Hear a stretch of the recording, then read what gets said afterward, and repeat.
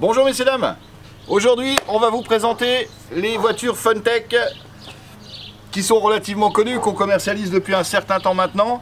Mais bon, c'est vrai que on n'avait jamais fait de vidéo, hein. C'est des best-sellers de notre site internet. On n'avait jamais fait de vidéo et on s'est dit il faut quand même qu'on fasse une petite vidéo avec ces véhicules. Donc c'est des véhicules 1/12e. Hein. Donc là on commence sur la gauche avec la DT4 Desert Truck, hein, donc avec une belle carrosserie, une roue de secours, voyez, voilà. À côté, en vert et blanc, on a le Monster Truck, la MT4, voilà. Donc là, les roues sont un peu différentes. Alors au niveau des châssis, on est sur les mêmes bases, hein. Les châssis sont les mêmes, il n'y a que les roues qui vont changer, admettons entre la DT4 et la MT4, il n'y a que les roues qui vont changer. Bon, la MT4 a aussi 4 rampes de LED là, que les deux autres n'ont pas, mais mis à part ça, le châssis est le même, moteur identique, récepteur identique, cerveau identique, amortisseur identique, hein, donc tout est pareil, la puissance sera la même également, c'est uniquement une histoire de look et puis de roues entre la DT4, MT4 et ST4, d'accord. Donc voilà la ST4 Stadium Truck. Hein, pareil avec donc les mêmes roues que la MT4, donc de la grosse roue, hein, tout terrain pour rouler vraiment partout, hein, aussi bien herbe, cailloux, goudron, enfin on peut rouler partout, quoi. Donc c'est des véhicules qui vont à peu près à 40-45 km/h, qui sont très bien faits parce que relativement solides, on va dire que c'est un très bon rapport qualité-prix. Bon, je vous dis, hein, c'est des véhicules qu'on a déjà vendus par centaines, donc on connaît très bien. On commercialise toutes les pièces détachées également. Il y a deux options disponibles sur cette voiture.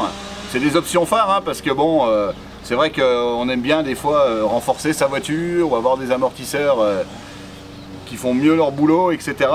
Donc les deux options phares, c'est cardan et noix de cardan en métal.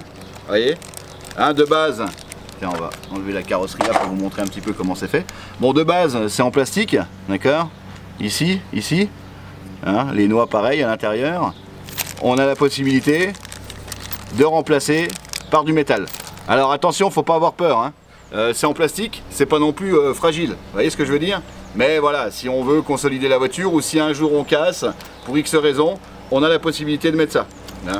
Bon, ça vaut, je crois que ça vaut 23 €, 22,90 € les 4. Hein, donc là, bon, j'ai pris un petit sachet avec 2 dedans, mais disons que c'est vendu par 4. Donc vous avez 4 CVD et puis 4 noix de cardan avec, voilà. Donc ça c'est pour les cardans. Pourquoi 4? 2 pour l'avant, 2 pour l'arrière, hein, bien entendu. Et également les amortisseurs hydrauliques. Hein, donc là on a des petits amortisseurs, bon, qui font quand même leur boulot, hein, qui font leur boulot comme il faut. Bon, par contre ça reste quand même un amortisseur plastique. Et là on a les amortisseurs hydrauliques en aluminium, vous voyez, hein. Donc là à l'intérieur vous avez un système d'huile qui permet que ça fasse correctement le travail. Ça amortit beaucoup mieux en fait. Hein, vous avez une voiture, si vous voulez, quand elle va retomber, quand elle fait un saut, elle aura tendance à beaucoup moins rebondir et à mieux absorber les chocs. D'accord? Mieux vivre le choc en fait, si vous préférez. Hein. Voilà, donc ça c'est des petits kits qu'on vend, que vous trouverez dans les pièces détachées sur notre site internet. Dans les pièces détachées de la MT4, DT4, ST4, hein, les références des véhicules. Alors il n'y a vraiment aucune obligation, attention, hein, il y a des personnes qui mettront jamais les kits en option et puis ils sont super contents de la voiture. Vous avez d'autres personnes, ça nous est déjà arrivé que les personnes les commandent en même temps qu'ils commandent la voiture. Voilà, et puis il y a d'autres personnes, dès l'instant qu'ils vont casser une pièce, ils vont le remplacer par quelque chose de plus solide. Donc c'est vrai que ça c'est déjà des points importants au niveau marque, que la marque fasse des options plus solides sur ses voitures, c'est très important. Voilà.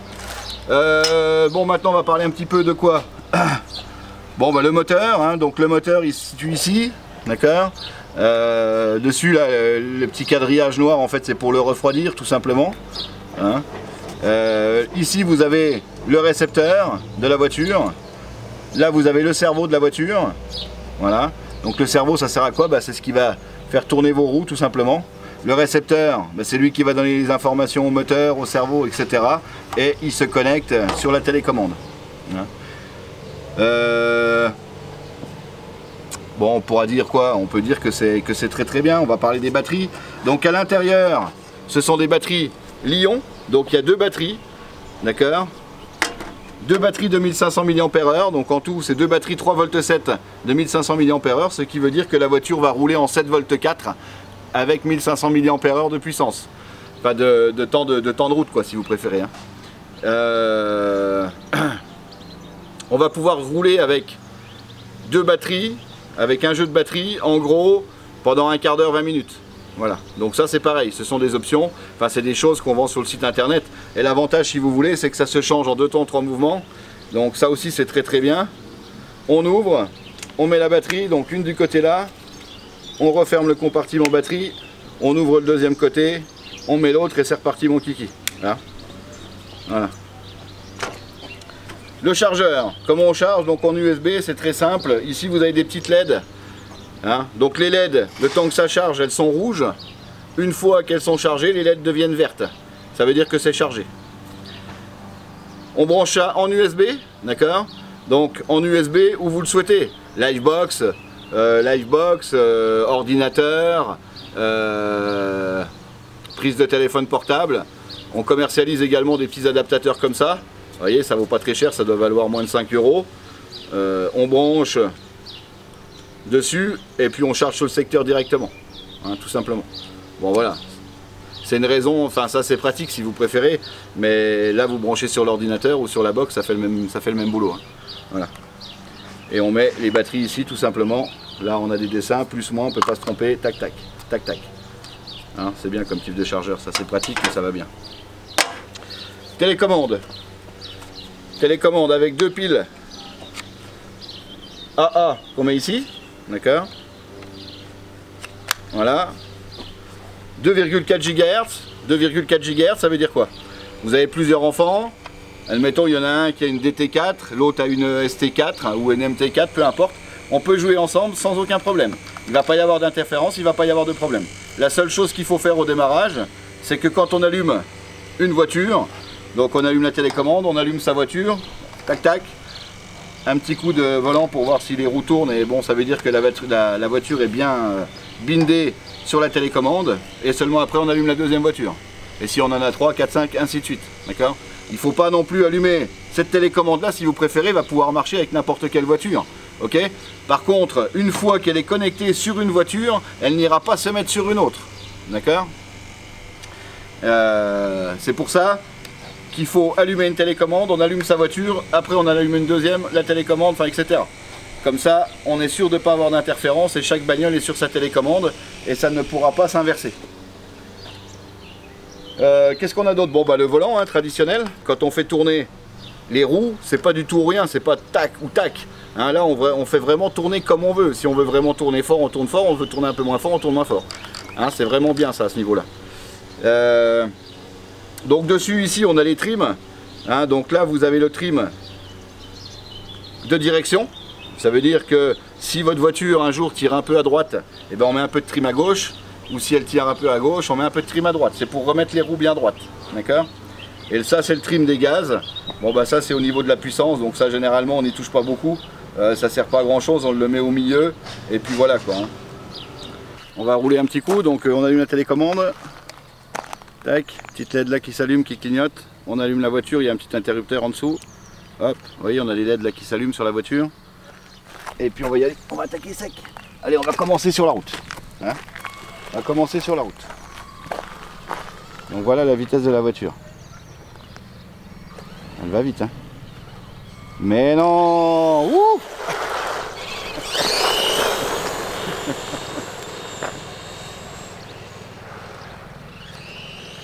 Vous voyez, tout à l'heure j'ai touché au trim.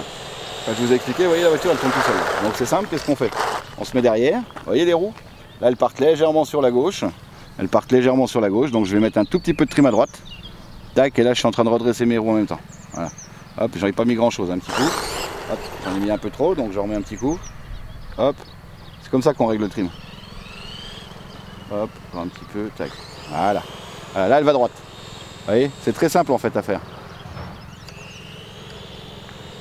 Et au niveau de la rapidité, donc c'est à peu près 40-45 km/h. Hein. C'est très bien. Oh bah bien, bien Frankie.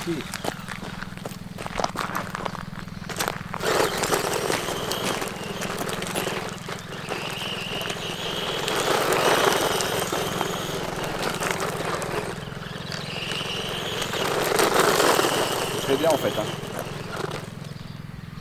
Quand les gens m'appellent au téléphone et qu'ils cherchent un véhicule pour leur fils ou leur fille, allez, qui a à partir de 7 ans, je les oriente sur des véhicules comme ça.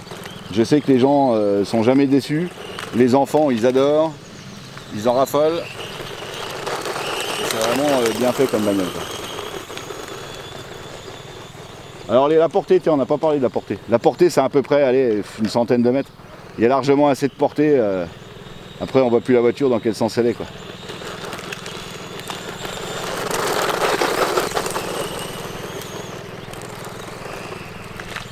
Bon, on peut rouler dans l'herbe, hein, bien entendu. Hein. On peut rouler un peu partout. Vous voyez, là, on a même de l'herbe assez haute. Hop là, bien sûr, on la voit plus là. Là. On peut rouler un peu sur tout terrain avec ça. C'est vraiment du 4x4, donc c'est de la 4 roues motrices. Hein. Bien sûr, j'ai oublié de vous le dire ça. Vous voyez, j'y pense en la voyant évoluer. 4 roues motrices.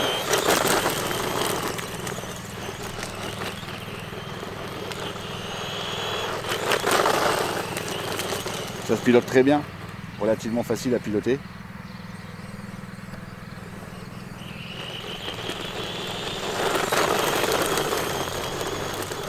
Pas à fond tout le temps là. Quand je prends mes virages et tout ça, je relâche un petit peu pour pas me retourner justement. Hein, c'est le but, c'est du pilotage. Faut pas croire qu'on roule. Il y a des fois il faut savoir freiner un petit peu, accélérer un petit peu pour prendre un virage, pour pas se retourner. Vous voyez là j'ai freiné. On a un frein bien entendu.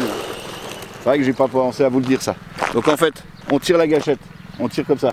La voiture avance. Vous voyez, la voiture avance. Frein, je pousse, elle freine. Et là, marche arrière. Vous avez toutes les fonctions.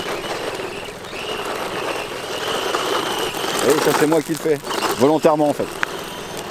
On a la possibilité de faire des tas de choses.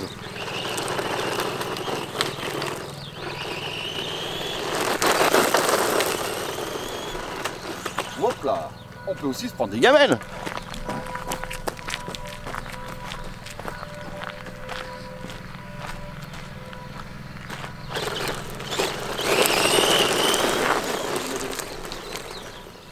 Je ne peux pas passer devant l'appareil.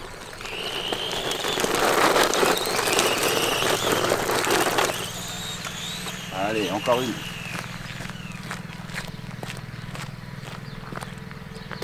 Tiens, je vais vous l'expliquer vite fait ça. Pour pas vous retourner comme ça en fait. C'est une erreur de pilotage tout simplement.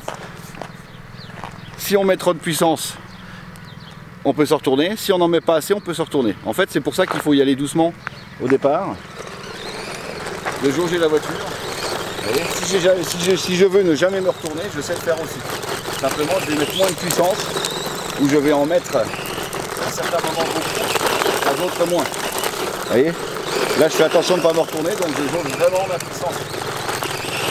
C'est là où c'est sympa aussi de piloter une voiture télécommandée, c'est que c'est pas super facile où on a juste à accélérer. Et là, on ne se retourne jamais. Si on ne fait pas attention, bon, on se retourne. Bon, après, c'est pas très grave, hein, c'est quand même prévu pour. Hein. Mais bon, c'est prévu pour, mais bon, à force de se retourner, on peut quand même casser quelque chose. Ça fait partie du modélisme. Hein, c'est aussi pour ça qu'on monte toutes les pièces sur ces voitures.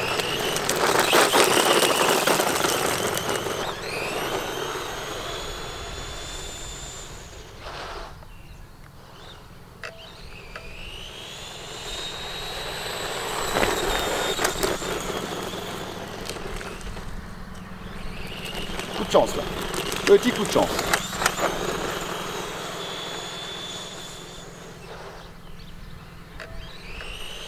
Moi j'aime bien la rampe de LED devant. Je trouve que ça fait sympa, en plus il fait sombre là, on la voit super bien. Regarde. On voit bien là.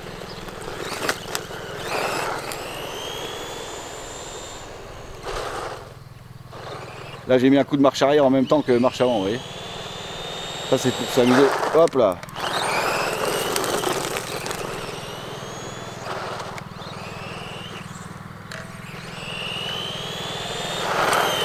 Ouais, c'est de la bonne caisse, vraiment solide, c'est très très bien comme voiture.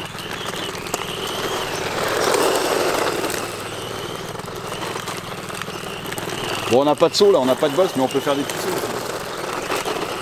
On prend pas des sauts d'1 mètre, hein, bien sûr. On peut faire des petits sauts sympas.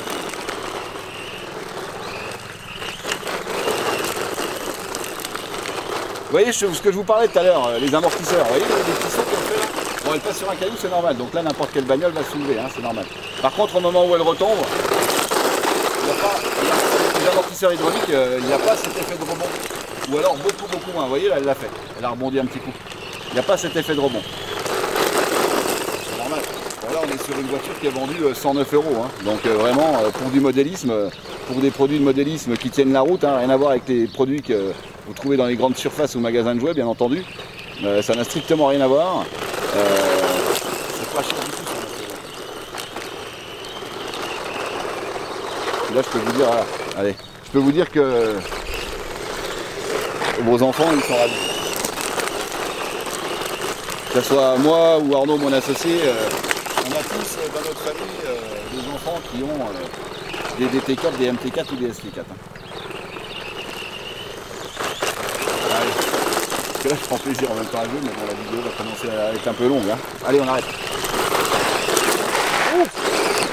Tac. Allez messieurs dames, nickel. Alors, petit conseil d'amis. On a terminé de jouer avec sa voiture. Très important. On éteint sa télécommande. On éteint l'interrupteur sous le côté. Et on enlève les batteries. Bon là, il faut que je soulève la carrosserie, donc je le ferai après. On enlève les batteries. C'est hyper important. Si vous laissez la batterie dedans, avec la voiture allumée ou même éteinte, elle peut se vider un petit peu. Et vous pouvez la retrouver quelques mois après, qu'elle soit complètement vide, qu'elle passe sous son seuil de sécurité et que vous n'arriverez plus à leur mettre de la puissance dedans. Donc ça c'est un bon conseil d'amis.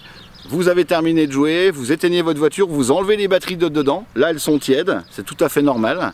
Vous attendez qu'elles refroidissent et vous les remettez en charge complètement. Comme ça la prochaine fois que vous ressortez votre voiture, les batteries sont déjà chargées. Vous n'avez pas besoin de les charger, elles sont chargées. Et surtout vous retrouvez des batteries en bon état. Ça c'est super important. Comme toute batterie, il faut faire attention et il faut respecter des règles bien strictes. Si on ne les respecte pas, on retrouve ces batteries dans un sale état quelques semaines, quelques mois après. Et c'est normal, quoi. Je veux dire, c'est comme tout, il faut faire attention. C'est pour ça que là, ce conseil-là, c'est un très bon conseil. Vous trouverez cette voiture, donc la DT4, la MT4, la ST4 sur notre site internet, vosgemodélisme.fr. Merci beaucoup et à très bientôt. Bye bye.